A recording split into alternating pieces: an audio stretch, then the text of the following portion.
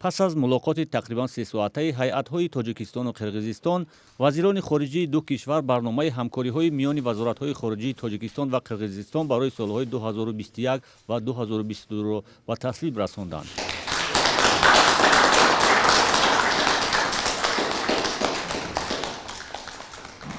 سیراج‌الدین مهردین وزیر امور خارجه تاجیکستان در آغاز ملاقات هیئت‌ها تاکید کرد که مسائل مهم روابط میان تاجیکستان و قرقیزستان از جمله معین و علامتگذاری مرز دولتی را بررسی خواهند کرد. албатта як суоли аслии муносибатҳои кишварҳои мо масъалаи муайянсозӣ ва аломатгузории хатти марзи давлатӣ мебошад. дар тӯли солҳои зиёд ҳал нашудани ин масъала моро водор мекунад ки дар муддати кӯтоҳ ҳалли мувофиқ ба ҳарду кишварро пайдо кунем. ملاقات وزیران خارجه و هیئت‌های تاجیکستان و قرقیزستان پس از تحولات سیاسی در قرقیزستان همسایه برگزار می شود. روسلان کازاکبایف وزیر تازه تعیین امور خارجه قرقیزستان که نخستین سفر کاری خود را به تاجیکستان انجام میداد، گفت وضع سیاسی در داخل کشورش آرام است و حادثه‌های سیاسی جریان داشته و مجرای حقوقی و قانونی خود برگشته است.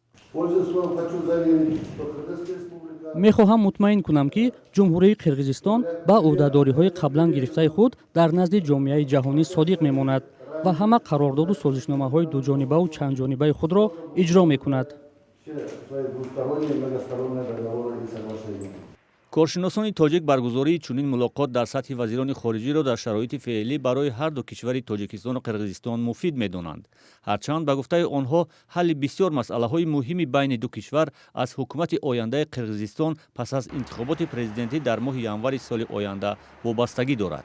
وابسته از آن که کمانده که در آینده و انتخاب میکند بعد از آن که پرزیدنت نو می شود، وابسته از آن که اون کمانده چگونه می شود.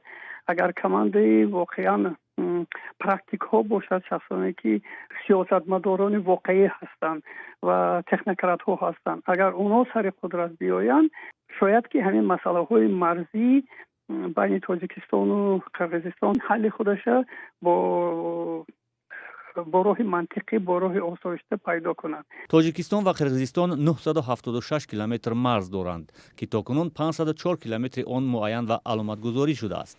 دو طرف با وجود گذشت سالها نتوانستند سر منطقه‌های بحث برانگیز به سازش رسند و خط مرز را بکشند. از این رو زود در این منطقه‌های بحثی مناقشه سر می‌زند.